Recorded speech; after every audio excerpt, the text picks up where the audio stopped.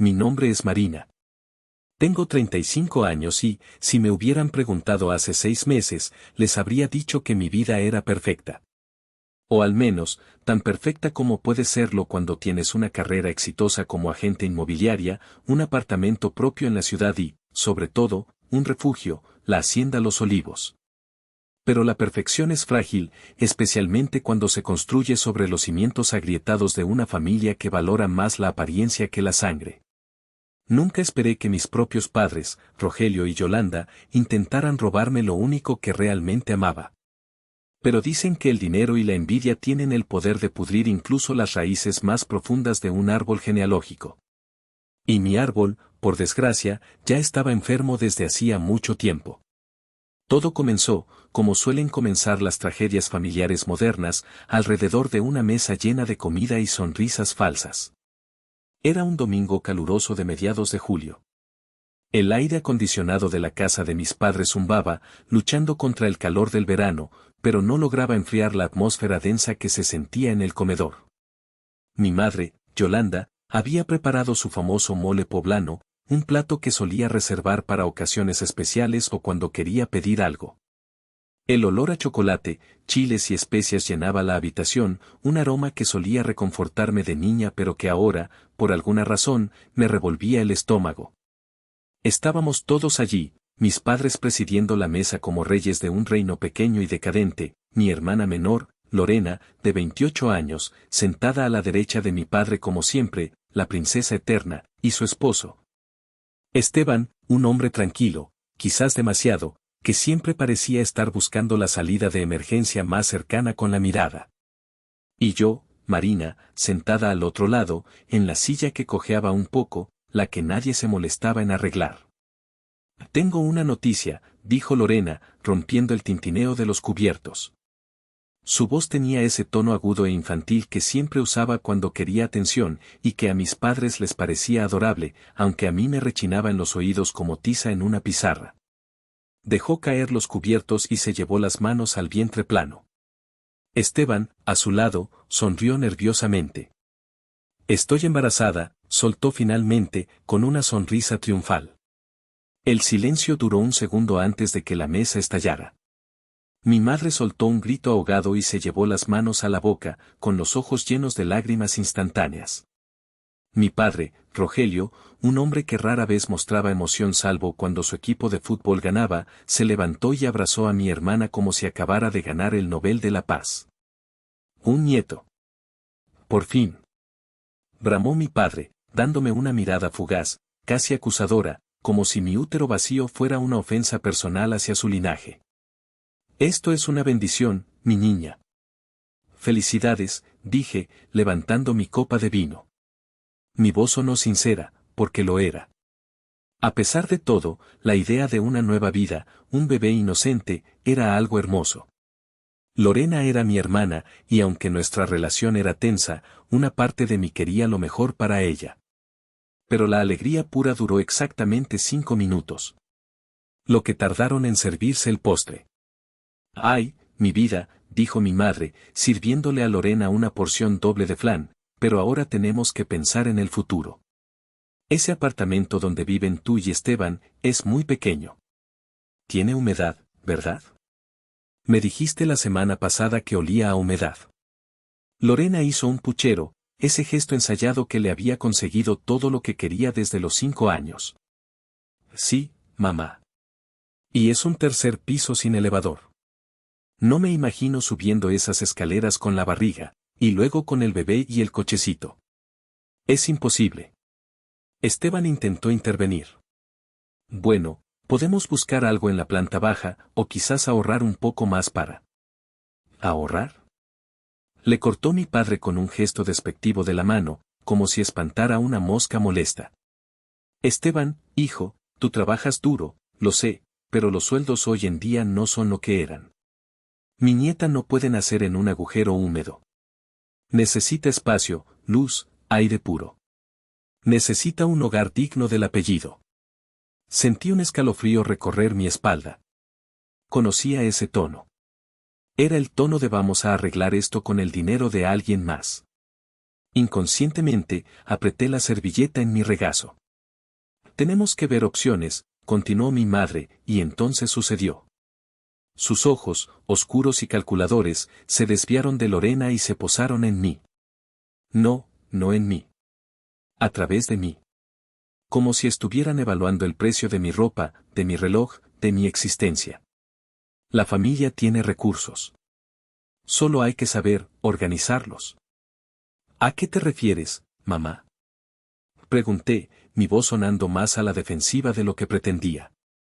Nada, hija, nada, respondió ella con esa dulzura empalagosa que usaba antes de clavar el cuchillo. Solo digo que Dios provee. Y que cuando la familia se une, todo es posible. Lorena necesita ayuda. Y para eso estamos los que hemos tenido, más suerte. Suerte. Así llamaban ellos a mis 15 años de trabajo de 70 horas semanales, a mis sacrificios, a mis noches sin dormir estudiando y cerrando tratos. Suerte. Miré a mi padre. Él estaba cortando su carne con una precisión quirúrgica, evitando mi mirada. Marina, dijo él, sin levantar la vista, tú que sabes de bienes raíces. ¿Cómo está el mercado de las fincas rústicas? Dicen que ahora la gente de ciudad paga locuras por casas viejas en el campo. El corazón se me detuvo un instante. La hacienda Los Olivos. Mi casa. La herencia de la abuela Inés. El mercado está bien, dije, tratando de mantener la voz neutral, aunque por dentro mis alarmas sonaban a todo volumen. Pero depende de la propiedad. Claro, claro, murmuró él, masticando lentamente. Solo curiosidad. Pero yo sabía que no era curiosidad. En esa mesa, entre el mole y el flan, se había servido el primer plato de una traición. Y yo era el ingrediente principal. Para entender por qué esa simple pregunta de mi padre sobre el mercado inmobiliario me causó tanto terror, tienen que entender lo que significa la hacienda Los Olivos. No es solo una casa. No es solo una propiedad de 4 hectáreas con una casa colonial de muros gruesos y vigas de madera que crujen con el viento. Es el único lugar donde fui feliz de niña. Mis padres siempre tuvieron una clara preferencia. No era sutil. Cuando yo tenía 12 años y Lorena 5, ellos planearon unas vacaciones a Disney. Es un viaje costoso, dijo mi madre entonces, y Lorena está en la edad perfecta para la magia. Tú, Marina, ya estás grande para princesas. Además, alguien tiene que hacerle compañía a la abuela Inés. Así que, mientras ellos se iban a Orlando a tomarse fotos con Mickey Mouse, a mí me subieron a un autobús con una maleta llena de ropa vieja y me enviaron a 2 horas de la ciudad, al pueblo de San Miguel, donde vivía la madre de mi padre, la abuela Inés. Yo iba llorando, sintiéndome la niña más desdichada del mundo. Pero lo que encontré allí me salvó la vida. La abuela Inés no era la típica abuelita de cuentos que hornea galletas y teje chambritas. Era una mujer de campo, dura como la madera de mezquite, con las manos callosas y la piel curtida por el sol. Vivía sola en la hacienda, cultivando sus olivos y cuidando de un jardín salvaje que parecía tener vida propia. Deja de llorar, chamaca, me dijo el primer día, poniéndome un sombrero de paja en la cabeza. Las lágrimas no riegan la tierra, el sudor sí. Ese verano, en lugar de montañas rusas, aprendí a podar olivos. En lugar de desfiles de luces, vi las luciérnagas iluminar el campo de maíz por las noches. En lugar de comida rápida, aprendí a hacer tortillas a mano en el comal de barro. La abuela Inés me enseñó que el valor de una persona no está en lo que sus padres dicen de ella, sino en lo que sus manos pueden construir. Tus padres son gente de ciudad, Marina, me dijo una tarde, mientras descansábamos bajo la sombra del viejo roble del patio. Les gusta lo que brilla, aunque sea latón. Tú no. Tú tienes ojos para ver el oro donde otros solo ven tierra. Fueron los mejores veranos de mi vida. Mientras Lorena volvía malcriada y llena de juguetes de plástico, yo volvía con raspones en las rodillas, oliendo a tierra mojada y con una seguridad en mí misma que mis padres nunca lograron entender ni romper. Cuando la abuela Inés murió hace 5 años, fue el golpe más duro que había recibido. Pero en la lectura del testamento, hubo una sorpresa que nadie, absolutamente nadie, vio venir. Mis padres esperaban heredar la finca para venderla inmediatamente. Ya habían hecho planes para comprarse un coche nuevo y remodelar su cocina. Pero la abuela fue más lista. La hacienda Los Olivos, con todo su contenido y tierras, se la legó a mi nieta Marina. Porque ella es la única que sabe escuchar lo que dicen las piedras de esa casa. Y porque sé que ella nunca la dejará caer. La cara de mi padre ese día fue un poema de indignación. ¿A Marina? ¿Por qué a Marina? Yo soy su hijo. Pero la voluntad era férrea, blindada por el mejor notario del pueblo, amigo personal de la abuela. Durante los últimos 5 años, cada centavo que gané en mi trabajo lo invertí en esa casa. Arreglé el techo que se caía, restauré los pisos de barro originales, modernicé la plomería sin tocar la estética antigua. Pasaba allí cada fin de semana, huyendo del ruido de la ciudad y de la frialdad de mi familia. Era mi santuario. Mi refugio. Mi conexión con la única persona que me amó incondicionalmente. Y ahora, sentada en mi oficina el lunes por la mañana después de esa cena infernal, no podía concentrarme.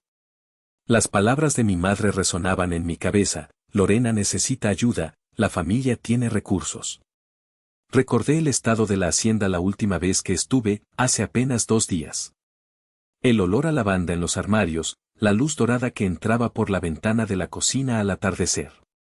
Era una propiedad que, tras mis remodelaciones, valía fácilmente $500,000. $500,000. Una fortuna en cualquier idioma. ¿Serían capaces? No, me dije a mí misma. La casa está a mi nombre. Es legalmente mía. No pueden hacer nada. Pero una voz pequeña, la voz de esa niña de 12 años que fue abandonada para ir a ver a la abuela, me susurró: no lo subestimes, Marina. La envidia de Yolanda y el orgullo de Rogelio son peligrosos. Decidí que ese miércoles iría a la hacienda a mitad de semana, algo que nunca hacía, solo para asegurarme de que todo estaba bien. Necesitaba sentir la solidez de esos muros para calmar mis nervios.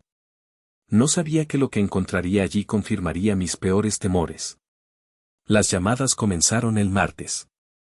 Primero fue mi madre, con esa estrategia de desgaste que había perfeccionado durante décadas. Hola, mija. ¿Cómo estás? Su voz sonaba frágil, temblorosa. Ay, no he podido dormir nada pensando en tu hermana. ¿Qué pasa con Lorena, mamá? Pregunté, sosteniendo el teléfono con el hombro mientras revisaba unos contratos. Está muy angustiada. Ayer encontraron una cucaracha en la cocina. Imagínate. Una cucaracha. Ella dice que es una señal, que ese lugar está maldito para el bebé. Lloró toda la noche. Tu padre está furioso, dice que es una vergüenza que su nieto vaya a nacer en esas condiciones. Suspiré, cerrando los ojos. Mamá, una cucaracha no es el fin del mundo. Pueden fumigar. No es la cucaracha, Marina. Es lo que representa. Es la precariedad.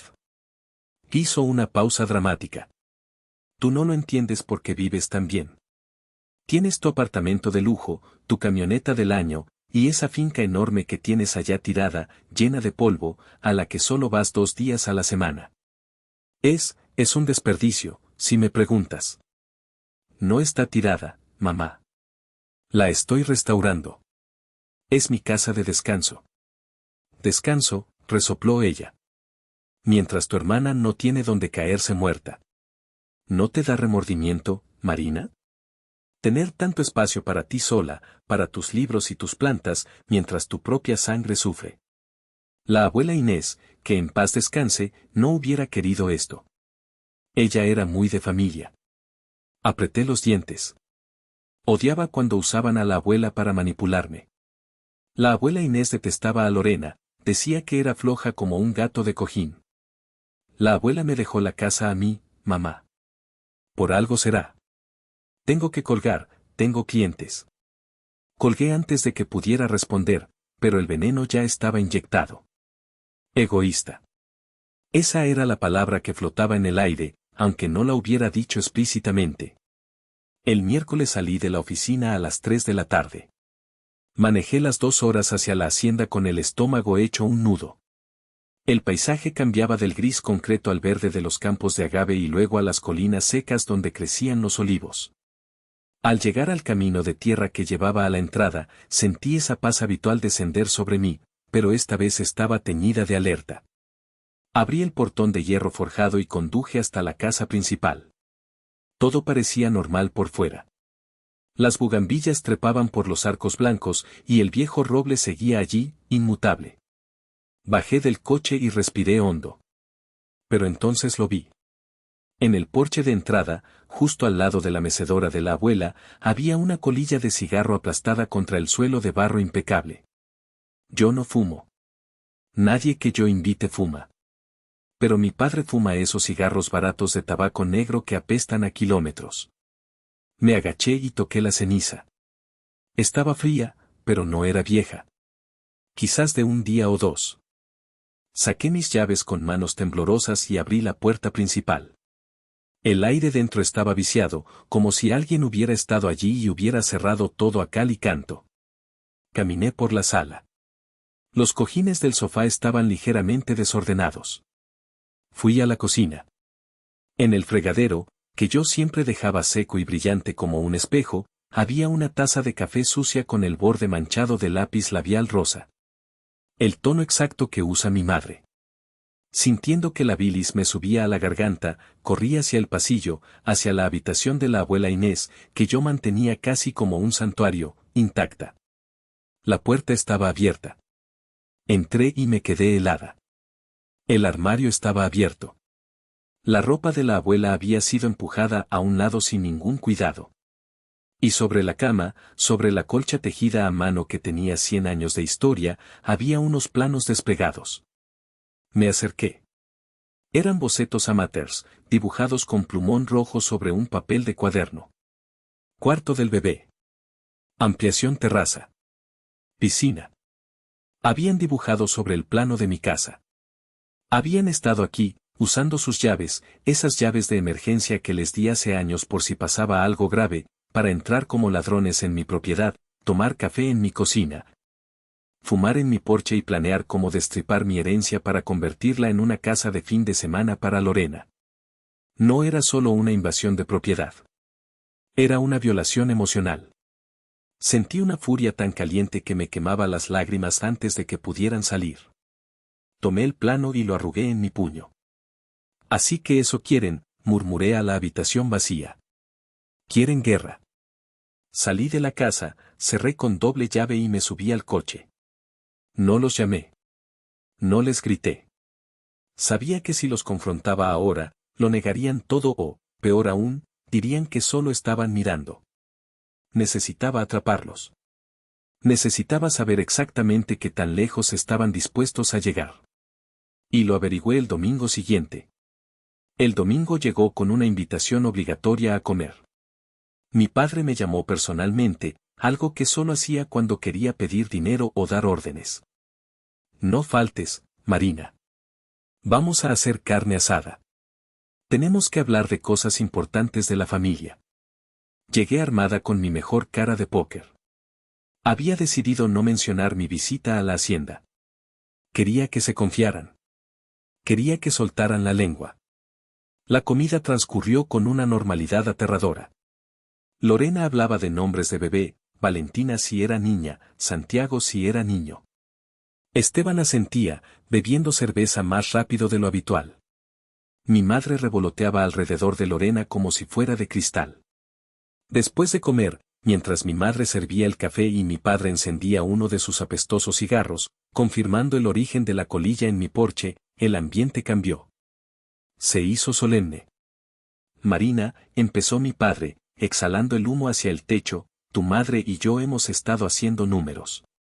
La situación de tu hermana es insostenible. Ese apartamento es una trampa mortal. Ya lo hemos hablado, papá, dije, tomando un sorbo de café negro. Que se muden a algo más grande. Que renten. Rentar es tirar el dinero, intervino mi madre. Una familia necesita patrimonio. Propiedad. Exacto, dijo mi padre. Y hemos pensado en una solución que beneficia a todos. Bueno, que beneficia al futuro de esta familia. Se inclinó hacia adelante, apoyando los codos en la mesa. Hemos pensado que lo mejor es vender la hacienda Los Olivos. El mundo se detuvo un instante. Lo dijeron. Lo soltaron así, sin anestesia. ¿Perdón? Dije, aunque había escuchado perfectamente. Piénsalo, Marina, se apresuró a decir mi madre, con esa voz chillona de vendedora barata. Tú casi no la usas. Está allá lejos, sola. Es peligroso para una mujer andar sola por esos caminos. Si la vendemos ahora, con lo que te has gastado en arreglarla, podemos sacar un buen dinero. ¿Podemos? Repetí, remarcando el plural. Claro. Con ese dinero, podemos comprarle un ático precioso a tu hermana aquí en la ciudad, en la zona de Polanco. Algo seguro, moderno. Y sobraría dinero para que tus padres tengamos una vejez tranquila, y tú, bueno, tú te quitarías esa carga de encima. Dejas de pagar mantenimiento, impuestos, es una liberación para ti, hija. Miré a Lorena. Ella me miraba con ojos de cordero degollado, acariciando su vientre. Sería lo mejor para Valentina, hermana, dijo suavemente. Imagínate, crecer en un lugar seguro, no como nosotras que crecimos batallando. Sentí asco. Asco físico. La casa es mía, dije, con voz fría. Está a mi nombre. La abuela me la dejó a mí. La abuela estaba senil al final, escupió mi padre, perdiendo la paciencia. No sabía lo que hacía. Esa casa es patrimonio de la familia García. Y yo soy el patriarca de esta familia. Tú solo eres la custodia temporal. No voy a vender, dije, levantándome. Y mucho menos para comprarle un ático de lujo a Lorena mientras yo me quedo sin nada. Egoísta. Gritó mi madre, levantándose también. Eres una resentida. Siempre has tenido celos de tu hermana porque ella es dulce y tú eres como un cactus, seca y espinosa. Igual que tu abuela. Gracias, dije, tomando mi bolso. Es el mejor cumplido que me has dado. Si sales por esa puerta, te olvidas de que tienes padres. Amenazó mi padre, rojo de ira. Esa casa se va a vender, Marina. Por las buenas o por las malas. Tu hermana necesita ese dinero. Salí de allí temblando, pero no de miedo. De adrenalina. Por las buenas o por las malas, había dicho. No sabía cuánto de literal tenía esa amenaza hasta que, 2 días después, volví a la casa de mis padres con la excusa de recoger un suéter que había olvidado, y escuché lo que realmente estaban planeando. Y fue ahí donde supe que la guerra había comenzado oficialmente. Regresé a la casa de mis padres un martes por la tarde, sabiendo que a esa hora mi padre solía estar en su club de dominó y mi madre viendo sus telenovelas. Solo quería recuperar mi suéter favorito que había dejado en el perchero durante la desastrosa comida del domingo, y quizás, solo quizás, esperaba no encontrarme con nadie. Pero al entrar sigilosamente con mi llave, escuché voces en la cocina. Eran mis padres. Papá no había ido al club. Me quedé paralizada en el pasillo, oculta por la sombra de la escalera. Ya hablé con el notario Pérez, decía la voz grave de mi padre. Dice que si conseguimos que Marina firme un poder general, podemos hacer la venta nosotros sin que ella tenga que estar presente en el cierre. ¿Y si no quiere firmar, Rogelio? Preguntó mi madre, con voz nerviosa pero conspiradora. ¿Ya viste cómo se puso el domingo? Esa niña es terca como una mula. La presionamos, Yolanda. La ablandamos. Tú llora más. Dile que te subió la presión, que el doctor dijo que es por el estrés de ver a tu nieta en peligro. Ella siempre cae con la culpa. ¿Y si no? Bueno, el notario Pérez me debe un favor. Unos documentos se pueden ajustar. Sentí que el suelo desaparecía bajo mis pies. ¿Ajustar documentos? Estaban hablando de fraude. Mis propios padres estaban considerando falsificar mi firma o engañarme para robarme mi propiedad. ¿Y ya tienes comprador? Preguntó mi madre. Sí, un desarrollador. Quiere el terreno para lotificar. Van a tirar la casa vieja esa y hacer 10 casas modernas. Me ofrece $500,000, Yolanda. 500,000. Efectivo. Ay, Dios mío, suspiró mi madre, casi orgásmica. Con eso compramos el ático de Lorena por $300,000, le amueblamos todo de lujo, y nos quedan $200,000 para nosotros. Para ese crucero por Europa que siempre quisimos, viejo. Exacto. Y Marina, bueno, Marina gana bien. Ella no necesita ese dinero. Se recuperará. Al final le estamos haciendo un favor, quitándole ese vejestorio de encima. Me tapé la boca para no gritar. No era solo por el bebé. Nunca fue solo por el bebé. Era por ellos. Querían mi casa para financiar su jubilación dorada y la vida de fantasía de mi hermana, todo a costa de destruir el legado de la abuela Inés. Iban a demoler la casa. Iban a talar los olivos centenarios para poner concreto y casas en serie. Salí de la casa sin hacer ruido, sin el suéter, pero con una certeza fría y afilada en el pecho. Ya no eran mis padres. Eran mis enemigos. Y con los enemigos no se negocia. A los enemigos se les vence. Esa misma tarde llamé a Mireya. Mireya no es solo mi mejor amiga desde la universidad, es la abogada más tiburona que conozco en el sector inmobiliario. Mireya, necesito verte. Es urgente. Trae el vino más fuerte que tengas. Nos reunimos en mi apartamento. Le conté todo. Lo de la cena, lo de la invasión a la casa, lo que escuché en la cocina. Mireya escuchaba con el ceño fruncido, tomando notas en su tablet. Son unos hijos de, bueno, ya sabes, dijo Mireya, sirviéndome una copa. Legalmente, están caminando por la cuerda floja. Si intentan falsificar tu firma, van a la cárcel. Pero Marina, el desgaste emocional que te van a causar intentándolo, te van a destruir. Van a hacer de tu vida un infierno hasta que cedas por agotamiento. No voy a ceder, Mireya. Nunca. Lo sé. Pero tienes una diana en la espalda. Mientras esa casa sea tuya, ellos van a seguir atacando. Van a intentar declararte incompetente, van a chantajearte, van a usar a tu hermana y al bebé. La única forma de parar esto es quitar la diana. ¿Qué quieres decir? Vende la casa, Marina. Pero véndela tú. Ahora. Antes de que ellos hagan alguna estupidez legal que congele la propiedad. No. Grité. Es la casa de la abuela. Escúchame, Mireya me tomó de las manos.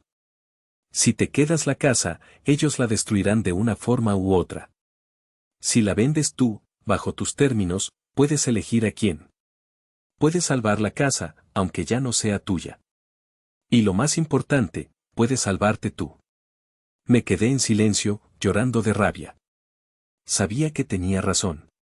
Mientras los olivos fuera mía, sería el botín de guerra. Hagámoslo, susurré. Pero tiene que ser rápido. Y tiene que ser un secreto absoluto. Nadie puede saberlo. Ni una sola alma, Mireya. Haremos una venta privada, dijo ella, con brillo en los ojos. Sin letreros, sin internet. Solo mi red de contactos VIP. Encontraremos a alguien que ame esa casa tanto como tú.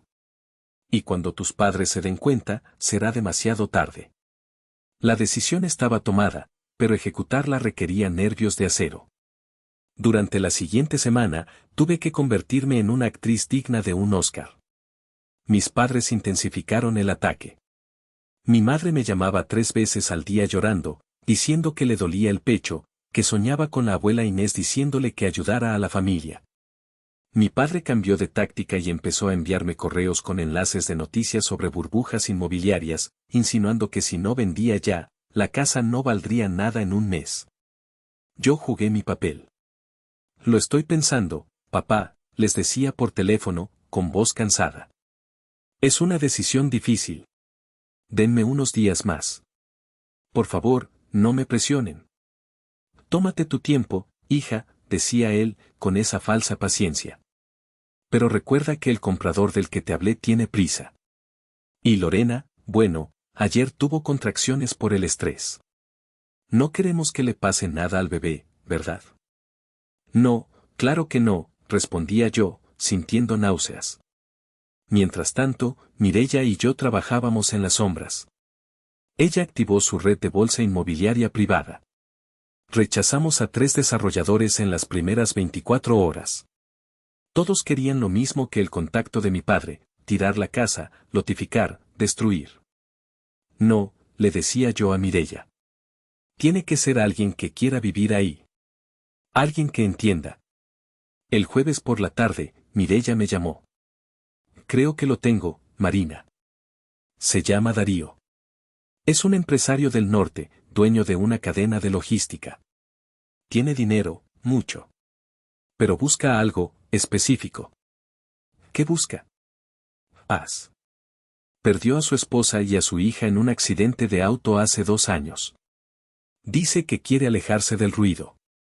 Le mostré las fotos de la hacienda, las que tú tomaste, no las profesionales. Se quedó callado 5 minutos viéndolas. Quiere verla mañana. Mi corazón dio un vuelco. Un hombre roto buscando refugio. Sonaba como yo cuando tenía 12 años. Tráelo. Pero ten mucho cuidado. Mis padres tienen espías en el pueblo. Que venga en un coche discreto. La cita fue el viernes a las 10 de la mañana. Yo llegué a la hacienda 1 hora antes para despedirme, por si acaso. Recorrí los pasillos, toqué las paredes de adobe. Perdóname, abuela, susurraba. Tengo que soltarte para que no te destruyan. Cuando llegó el coche de Darío, no era un deportivo lujoso, sino una camioneta pick-up vieja y bien cuidada. Bajó un hombre de unos 42 años, alto, con barba entrecana y una tristeza profunda en los ojos que reconocí al instante. No miró el tamaño del terreno. No preguntó por los metros cuadrados construidos. Caminó directo hacia el viejo roble, tocó la corteza con respeto y luego miró hacia la terraza donde la abuela solía pintar. Tiene alma, dijo, con voz ronca. Fue lo primero que me dijo. Le enseñé la casa. Le mostré los defectos, la tubería que sonaba en invierno, la puerta que se atascaba si llovía mucho. No quería venderle un producto, quería que supiera la verdad. ¿Por qué la vende? Me preguntó, cuando llegamos a la cocina. Se nota que usted ama este lugar. Cada rincón está cuidado con devoción. Nadie vende algo que ama a menos que tenga una pistola en la cabeza. Lo miré a los ojos. Eran ojos oscuros, inteligentes. Decidí arriesgarme. Porque si no la vendo, mi familia la va a destruir, le dije, sin rodeos. Quieren venderla a un constructor para hacer cajas de zapatos. Necesito a alguien que la proteja. Alguien que entienda que esta casa cura a las personas. Darío asintió lentamente. Miró por la ventana hacia los olivos. Mi esposa era pintora, dijo suavemente. Siempre quiso una casa con luz del norte, como esa habitación del fondo. Hubo un silencio largo, pero cómodo. Le ofrezco $520,000, dijo él, volviéndose hacia mí. En efectivo. Cierre inmediato. Y le prometo una cosa, Marina, no tocaré ni un solo árbol. Esta casa será un santuario, tal como usted quiere. Y, podrá venir a visitarla cuando quiera. Dejaré instrucciones para que siempre tenga las puertas abiertas. Sentí que las lágrimas me brotaban. No por el dinero, que era más de lo que mis padres soñaban, sino por la promesa. Trato hecho, dije, extendiéndole la mano. Todo sucedió a la velocidad de la luz. Mireya preparó los contratos esa misma tarde. Darío hizo la transferencia el lunes por la mañana. Firmamos en una notaría de la ciudad vecina, lejos de los tentáculos de mi padre. Cuando vi el saldo en mi cuenta bancaria, una cuenta nueva, en un banco donde mis padres no tenían contactos, sentí un vértigo extraño. Era rica. Pero me sentía huérfana. Había cortado el último lazo físico que me unía a la historia de mi familia. Ahora, solo quedaba esperar la tormenta. Y la tormenta se estaba formando. Mis padres, creyendo que su estrategia de silencio y presión estaba funcionando, me enviaron un mensaje el martes. Hola hija. Hemos conseguido que el comprador suba la oferta un poco. El notario ya tiene el borrador del poder. Pásate el domingo a comer y lo revisamos. Ah, y lleva las llaves de la hacienda, tu padre quiere ir el fin de semana a medir unas cosas para la demolición. Leí el mensaje y sentí una mezcla de terror y una extraña satisfacción. No sabían nada. Seguían haciendo planes sobre una casa que ya no era mía. Seguían repartiéndose un dinero que nunca verían. ¿Qué vas a hacer?, me preguntó Mireya, cuando le enseñé el mensaje. Nada, respondí, guardando el teléfono. No voy a ir el domingo. No voy a contestar. Voy a dejar que se estrellen contra la realidad. Es peligroso, Marina. Cuando se enteren, van a explotar. ¿A qué exploten? Yo ya estoy lejos de la onda expansiva. O al menos, eso espero. Pero subestimé su audacia. Al no recibir respuesta mía, mis padres asumieron que mi silencio era sumisión. Decidieron no esperar al domingo. Decidieron actuar por su cuenta, convencidos de que, como padres, tenían derecho divino sobre mis bienes. El sábado por la mañana, recibí una notificación de mi sistema de seguridad, que Darío aún no había cambiado, en el celular. Movimiento detectado en entrada principal. Miré la cámara. Eran ellos. La camioneta de mi padre, el coche de Esteban. Estaban bajando hieleras, sillas plegables, y a Lorena. Estaban entrando en su futura inversión para pasar el fin de semana. Pero había un pequeño detalle. Ya no era mi casa. Y el nuevo dueño, un hombre que buscaba paz y soledad, estaba adentro. Antes de contarte lo que sucedió cuando mis padres se encontraron cara a cara con el nuevo dueño, quiero pedirte un pequeño favor. Si estás disfrutando esta historia de justicia y karma, por favor dale me gusta al video y suscríbete al canal. Y cuéntame en los comentarios, ¿desde qué ciudad del mundo nos estás escuchando hoy? Me encanta leerlos a todos. Ahora sí, prepárate, porque lo que viene es explosivo. Ver la pantalla de mi celular fue como ver una película de terror en cámara lenta. Ahí estaban, en la imagen granulada de la cámara de seguridad, mi padre, Rogelio, con su sombrero de fin de semana y esa actitud de capataz dueño del mundo, mi madre, Yolanda, cargando bolsas de comida como si fuera un día de campo normal, y Lorena, caminando con cuidado, señalando los árboles que probablemente planeaba cortar. Esteban bajaba una cuna portátil del techo del coche. Dios mío, murmuré, sola en mi apartamento. Están locos. Realmente están locos. No tenían llaves. O eso creía yo. Pero entonces vi a mi padre sacar algo del bolsillo. Una llave brillante. La copia de emergencia que yo creía perdida o que juraban haber devuelto hace años. La metió en la cerradura del portón principal. El portón se abrió.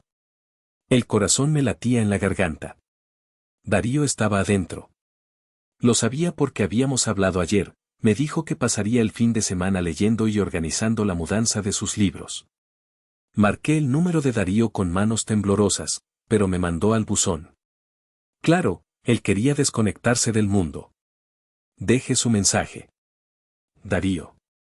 Soy Marina. No salgas. O sal, no sé. Mis padres están entrando. Lo siento mucho. Voy para allá. Agarré las llaves de mi coche y salí corriendo. El viaje de 2 horas lo hice en hora y media, volando por la carretera, rezando para que Darío no tuviera un arma o para que mi padre no tuviera un infarto.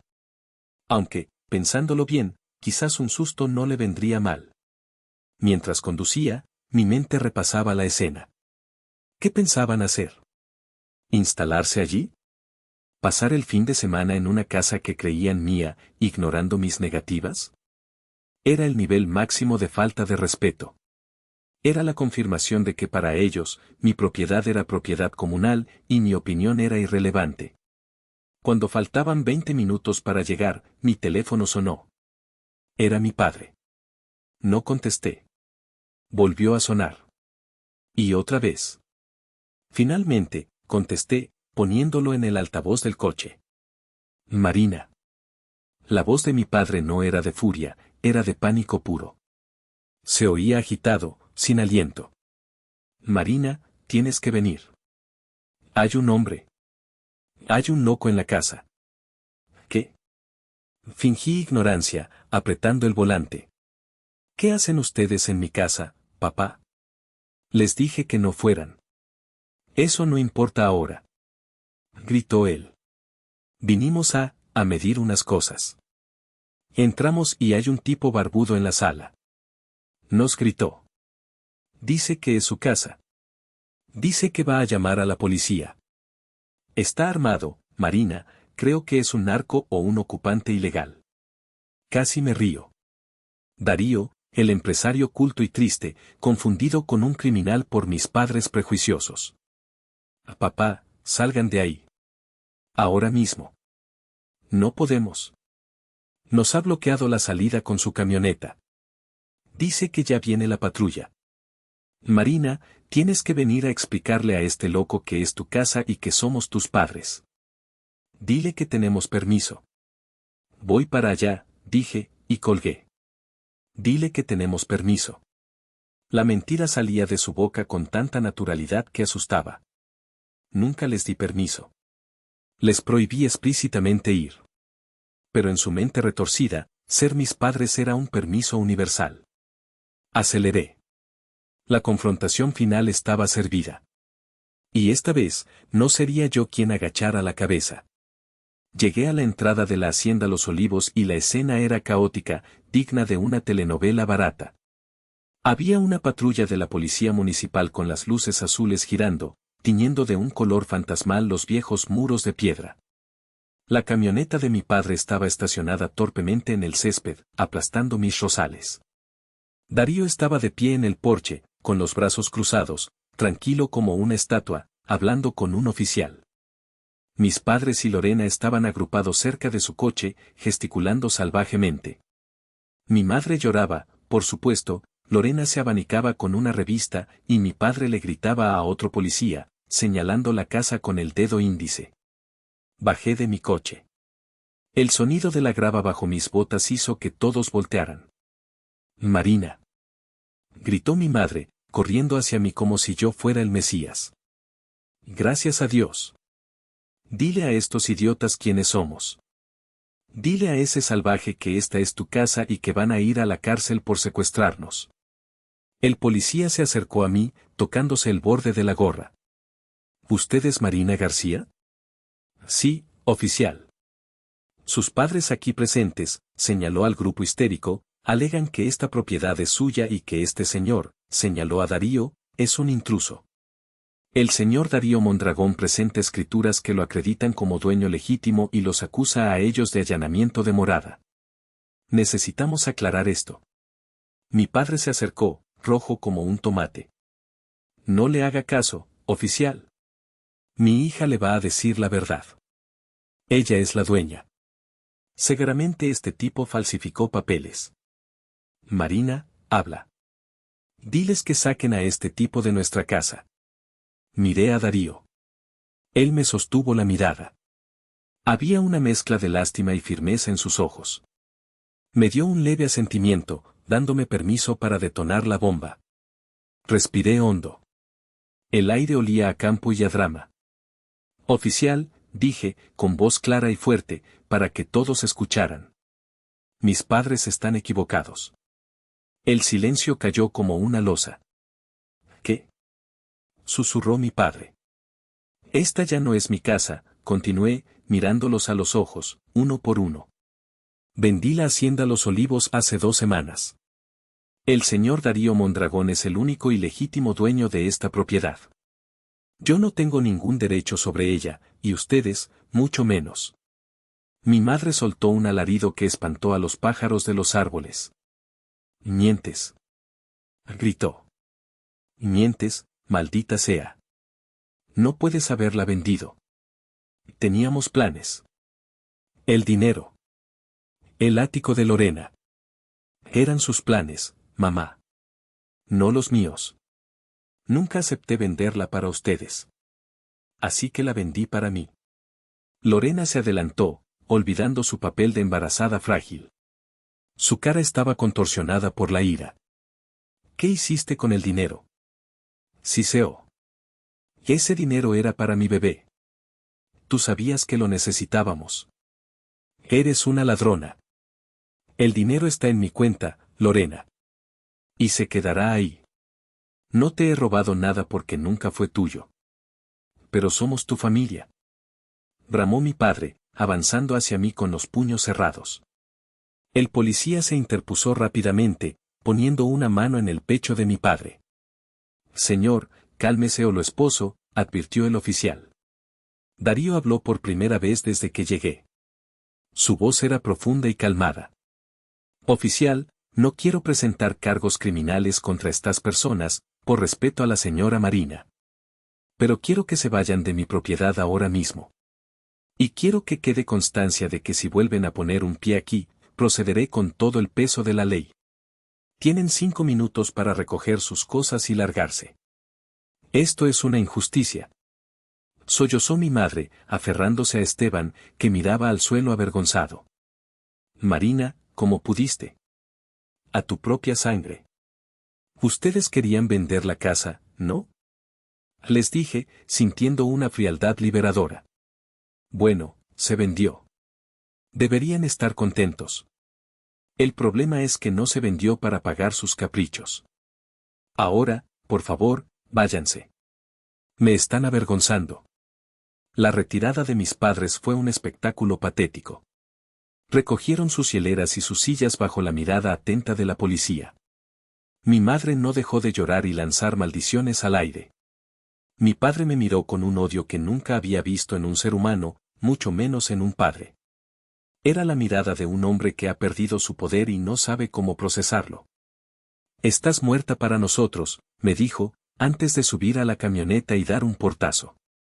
No te atrevas a buscarnos cuando te gastes ese dinero y te quedes sola. No te preocupes, papá, murmuré. No lo haré. Cuando el último coche desapareció por el camino de tierra y la patrulla se fue, el silencio volvió a la hacienda. Pero era un silencio diferente. Ya no era pesado. Era limpio.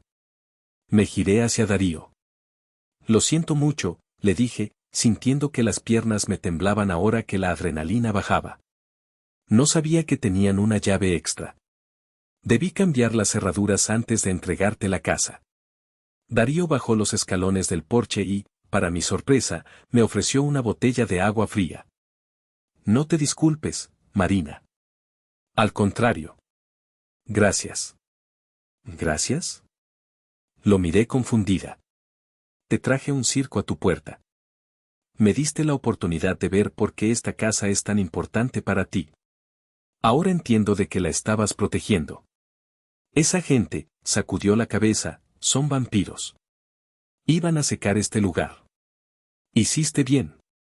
Nos sentamos en las mecedoras, viendo caer la tarde. ¿Fue muy difícil? Preguntó él. Fue horrible, admití. Pero también fue necesario. Me siento como si me hubieran arrancado un brazo, pero era un brazo que tenía gangrena. El dolor pasará, dijo Darío, mirando sus propios fantasmas. Y te quedará la paz. Esta casa está segura ahora. Y tu dinero también. Nadie puede obligarte a dar lo que es tuyo. Me quedé un rato más, hasta que el sol se puso tras los olivos. Antes de irme, entré a la casa una última vez con permiso de Darío. Fui a la habitación de la abuela. Ya no estaban los planos del cuarto del bebé. Darío había puesto un caballete de pintura en la esquina, donde la luz daba mejor. Toqué la pared. Adiós, abuela, susurré. Estás en buenas manos. Salí de allí sabiendo que no volvería en mucho tiempo, pero con la certeza de que había ganado. Había perdido a mi familia, sí. Pero me había salvado a mí misma. El viaje de regreso a la ciudad fue extraño. No puse música. Solo escuchaba el zumbido de las llantas sobre el asfalto. Mi teléfono, que había silenciado, tenía 45 llamadas perdidas y docenas de mensajes de texto. No solo de mis padres y Lorena, sino de tíos, primos y amigos de la familia. La maquinaria de difamación de mi madre ya estaba en marcha. Leí un mensaje de mi tía Rosa: Marina, ¿es verdad que dejaste a tu hermana embarazada en la calle y vendiste la casa de la abuela para gastártelo en viajes? ¡Qué decepción, mija! Tu madre está destrozada. Otro de un primo lejano: oye, dice el tío Rogelio que estafaste a la familia. Que eso se arregla en tribunales. Aguas. Me estacioné en un área de descanso y, en lugar de llorar, sentí una claridad absoluta. Bloqueé a la tía Rosa. Bloqueé al primo. Y luego, con el dedo temblando solo un poco, bloqueé a mi padre, a mi madre y a Lorena. Era el contacto cero. Mireya me lo había recomendado. No les des oxígeno. No les contestes. No te defiendas. Deja que hablen. La verdad cae por su propio peso. Llegué a mi apartamento, me serví una copa de vino y me senté en el balcón. Tenía $500,000 en el banco y ni un solo mensaje de buenas noches de alguien que me quisiera. Podría parecer triste, pero por primera vez en mi vida, el silencio no era soledad. Era libertad. Me dormí esa noche profundamente, sin soñar con cucarachas ni con deudas emocionales. Pasaron 2 semanas de silencio radiofónico. Sabía por Mireya que mis padres habían intentado contactar a un abogado para impugnar la venta, pero cualquier abogado decente les había dicho lo mismo: la casa era de ella. Los papeles están en orden.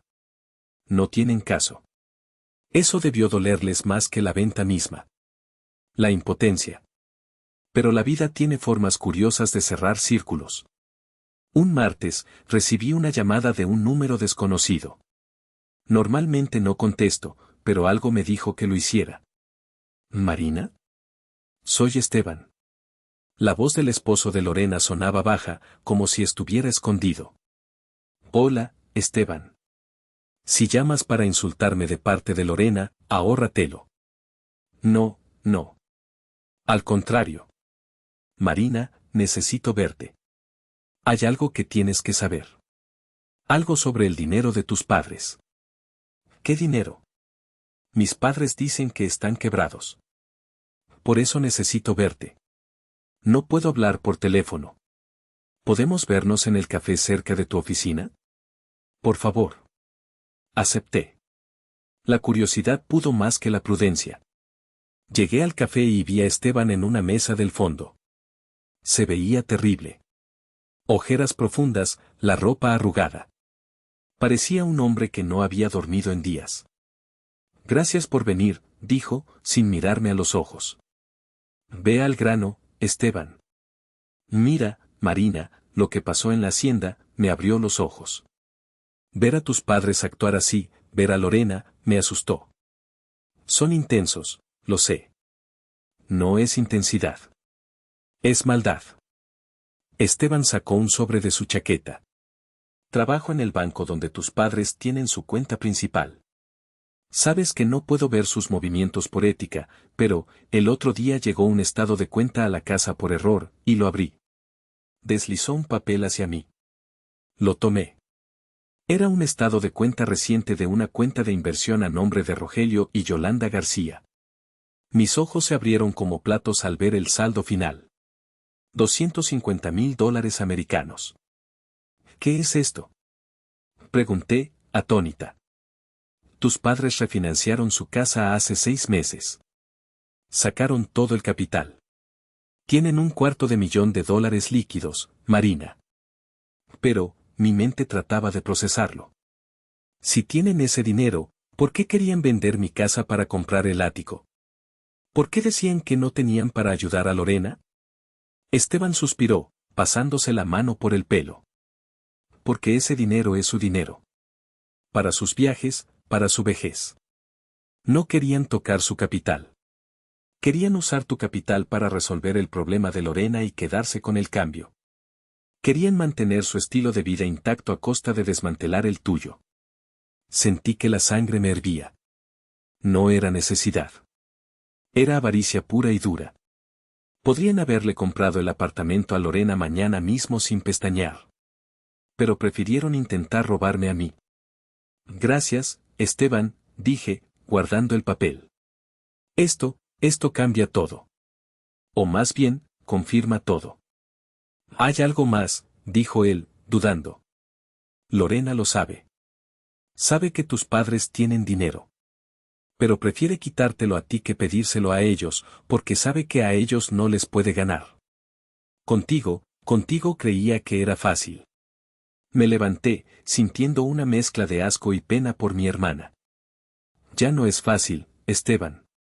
Se acabó lo fácil. Con la verdad sobre las finanzas de mis padres en la mano, cualquier remanente de culpa que pudiera tener se evaporó instantáneamente. Ya no eran pobres viejitos preocupados. Eran estafadores emocionales. Los meses pasaron. Me enteré por redes sociales, a través de perfiles de amigos comunes, que Lorena tuvo a su bebé. Una niña. Le pusieron Valentina, tal como habían planeado. En las fotos, se veía a mis padres sonrientes, cargando a la bebé en el famoso ático. No, espera. Miré bien la foto. No era un ático en Polanco. Era un departamento normal, en una zona de clase media. Al parecer, sin el dinero de mi casa, tuvieron que ajustarse a la realidad. O quizás mis padres tuvieron que soltar un poco de su preciado tesoro, aunque fuera a regañadientes. No fui al hospital. No envié flores. Sabía que cualquier gesto sería devuelto con veneno. Pero Valentina no tenía la culpa. Ella llevaba mi sangre. Y a pesar de todo, la voz de la abuela Inés resonaba en mi cabeza: la sangre no es agua, Marina. Aunque esté sucia, sigue siendo sangre. Decidí hacer algo. No para que me perdonaran, no para que me agradecieran. Sino para mí. Para dormir tranquila. Llamé a Mireya. Quiero crear un fideicomiso, le dije. Para Valentina. ¿Estás segura? Mireya me miró como si estuviera loca. Después de todo lo que te hicieron. Es para la niña. No para ellos. Quiero poner $50,000 de la venta de la casa en un fondo educativo. De acuerdo. Pero lo haremos blindado. Mireya sonrió con malicia profesional. Pondremos cláusulas. Nadie puede tocar ese dinero hasta que Valentina cumpla 18 años.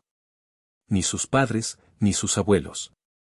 Solo se puede usar para matrícula universitaria o gastos médicos graves comprobados. Y si intentan impugnarlo o exigirlo en efectivo antes de tiempo, el fondo se autodestruye y el dinero se dona a la caridad. Perfecto, dije. Enviamos los documentos por mensajería certificada a casa de Lorena. 2 días después, mi teléfono sonó. Era Lorena. Había desbloqueado su número solo para esto. Hola. Contesté. Hubo un silencio largo. Luego, un sollozo ahogado. Recibí los papeles del fideicomiso, dijo Lorena. Su voz sonaba diferente. Cansada. Menos chillona. La maternidad, o quizás la realidad, la había cambiado. Es para Valentina. Para su futuro. Mamá dice que es una trampa, dijo Lorena. Dice que seguro quieres comprar el cariño de la niña. Dice que deberíamos romper los papeles. ¿Y tú qué dices, Lorena? Suspiró.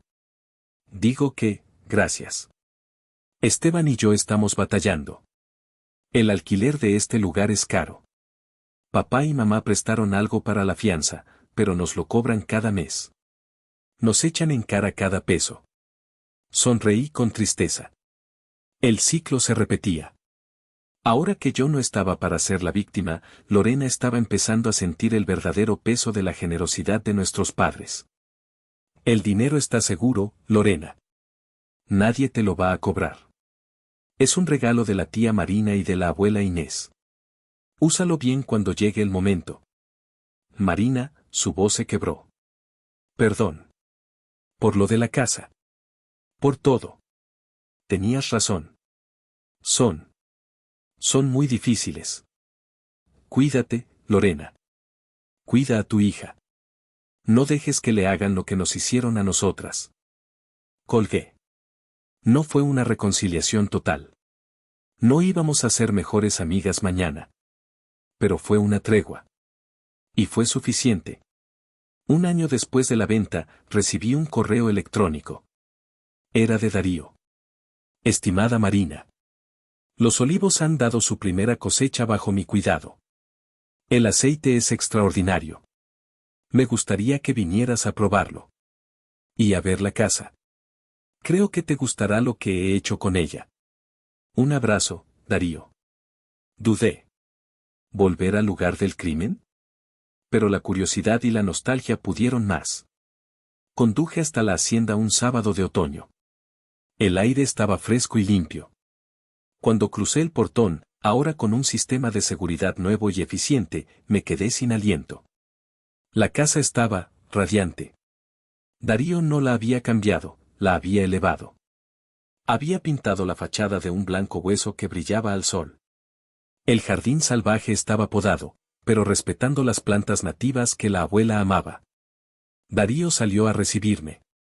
Se veía más joven. La barba estaba recortada, y la tristeza en sus ojos se había suavizado, reemplazada por una serenidad tranquila. Bienvenida a casa, Marina, dijo, abriéndome la puerta del coche. Es tu casa, Darío, corregí, sonriendo. Es nuestra casa. Tú pusiste el alma, yo pongo el mantenimiento. Entramos. El interior era cálido. Había libros por todas partes. Música clásica sonaba suavemente. En la sala principal, sobre la chimenea, colgaba un cuadro. Me acerqué y sentí un nudo en la garganta. Era un retrato de la abuela Inés. No una foto, sino una pintura al óleo. La pinté yo, dijo Darío, parándose a mi lado. Basándome en la foto pequeña que dejaste olvidada en un cajón. Sentí que ella debía presidir la casa. Después de todo, ella me eligió a mí también, ¿no crees? Lloré. Lloré como no había llorado en todo este proceso. Lloré de alivio, de gratitud, de amor puro. Salimos al porche y nos sentamos a tomar café y pan recién horneado con el aceite de oliva de la finca. Hablamos durante horas. No de dramas, no de dinero. Hablamos de libros, de arte, de la vida. ¿Sabes? Me dijo Darío, mirando el atardecer. Mis padres también eran complicados. Siempre quisieron que fuera médico. Cuando me hice empresario, me dejaron de hablar. Cuando mi esposa murió, volvieron solo para ver si heredaban algo. Lo miré sorprendida. Nunca me contaste eso. No hacía falta.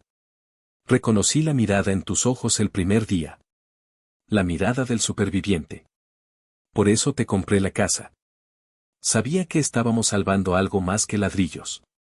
Gracias, Darío. Me has devuelto algo que creí perdido. Y tú a mí, Marina. Tú a mí. Mientras el sol se ocultaba, tiñendo el cielo de morado y naranja, me di cuenta de que la venganza no es lo que te da paz. Vender la casa, dejar a mis padres rabiando en el estacionamiento, bloquearlos del teléfono, eso fue defensa propia. Fue necesario. Pero la paz venía de esto. De saber que mi legado estaba a salvo. De saber que había roto el ciclo de abuso. Lorena seguía en contacto conmigo, poco a poco. Se había distanciado de mis padres. Esteban se había puesto firme y habían decidido mudarse a otra ciudad cuando terminara su contrato, lejos de la influencia tóxica de Rogelio y Yolanda. Mis padres, bueno, se quedaron con su dinero y su amargura. Escuché que se fueron a ese crucero por Europa, pero se la pasaron peleando todo el viaje. Están solos en su casa grande, rodeados de cosas pero vacíos de gente. Yo tengo mi apartamento. Tengo mi carrera. Tengo una sobrina a la que veré crecer, aunque sea de lejos por ahora. Y tengo un amigo, Darío, y una llave de la hacienda Los Olivos, donde siempre soy bienvenida no como dueña, sino como parte de su historia. La abuela Inés tenía razón. No dejes que nadie se aproveche de tu buen corazón, ni siquiera la familia. Yo añadiría algo más a su lección, a veces, perder a tu familia es la única forma de encontrarte a ti misma. Bebí el último sorbo de café, sintiendo el calor en el pecho. ¿Brindamos?, propuso Darío, levantando su taza. ¿Por qué brindamos? Por las ovejas negras, dijo él, guiñando un ojo. Y por las casas que nos refugian. Chocamos las tazas. El sonido de la cerámica fue el punto final perfecto para mi historia. No, no fue un final de cuento de hadas. No hubo perdones mágicos ni abrazos grupales. Pero fue un final real. Un final justo. Y para mí, eso es más que suficiente. A veces me pregunto qué habría pasado si hubiera cedido. Si hubiera firmado ese poder aquel domingo. Probablemente, la hacienda ya no existiría. Sería un fraccionamiento genérico llamado Villas del Sol o algo así. Los olivos estarían muertos. La abuela Inés sería solo un recuerdo borroso. Lorena viviría en un ático de lujo, sí, pero seguiría siendo una niña dependiente, atada a los caprichos de mis padres. Esteban seguiría siendo un esposo castrado. Y yo sería una cáscara vacía, llena de resentimiento, viendo cómo otros vivían la vida que yo financié. Tomé el camino difícil. El camino de la traición. El camino de la soledad temporal. Pero al mirar atrás, no veo ruinas. Veo cimientos. Cimientos de una vida nueva, construida bajo mis propios términos. Hace unos días, recibí una carta de mi padre. Era breve, escrita a mano con su letra picuda y agresiva. Marina. Espero que estés satisfecha. Has destruido a esta familia por tu egoísmo. Tu madre sigue enferma de tristeza. Si tienes algo de conciencia, devuélvenos el dinero de la venta. Es lo justo. Rompí la carta y la tiré a la basura. Ni siquiera me enojé.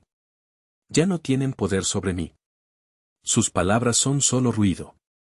El dinero de la venta está invertido, creciendo, esperando ser usado para cosas buenas, para gente que lo valore. Lorena me envió un video ayer. Valentina está empezando a caminar. Se ve feliz. Lorena se ve cansada, pero orgullosa. Dijo, tía, hoy, escribió Lorena en el mensaje. Lloré un poco. De felicidad. La vida sigue. Las heridas cicatrizan, aunque dejen marca. Y las casas tienen memoria. Sé que la hacienda Los Olivos recuerda a quien la amó primero. Y sé que, gracias a Darío, nunca olvidará quién soy. Hoy es domingo.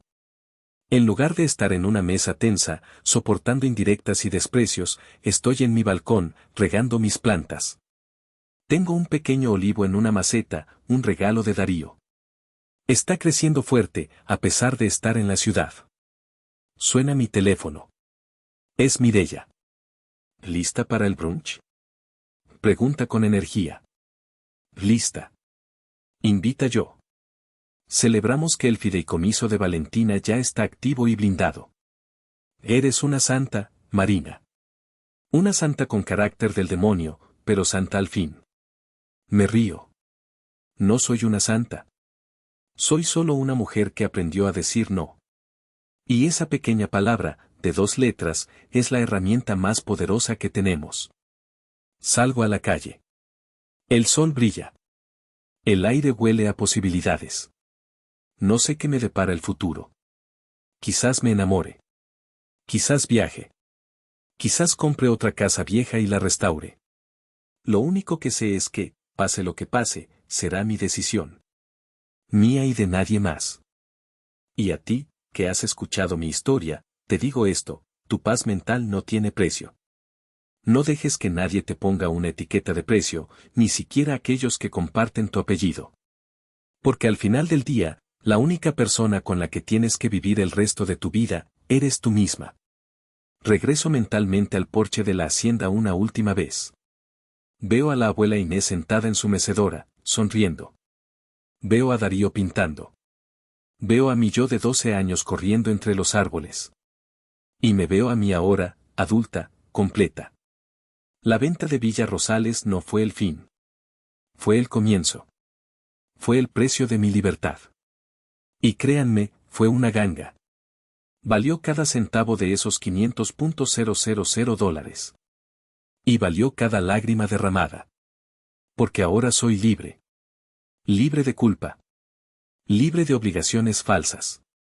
Libre para ser Marina, la arquitecta de su propio destino, y no Marina, la hija obediente y cajero automático de la familia García. Y esa libertad, amigos míos, es el verdadero patrimonio que nadie me podrá quitar jamás. ¿Y ustedes? ¿Alguna vez han tenido que tomar una decisión que los puso en contra de toda su familia? ¿Creen que hice lo correcto al vender la casa en secreto, o debería haber intentado razonar con ellos una vez más? ¿Creen que el fideicomiso para mi sobrina fue suficiente para redimirme? Déjenme sus comentarios abajo. Quiero leer sus historias.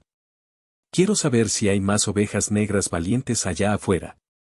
Si esta historia les ha resonado, si han sentido la rabia y la liberación conmigo, por favor, denle like a este video. Suscríbanse al canal para más historias de justicia familiar y drama real. Y compartan esto con alguien que necesite escuchar que está bien poner límites. Soy Marina, y esta fue la historia de cómo vendí mi herencia para salvar mi alma. Gracias por escucharme. Hasta la próxima.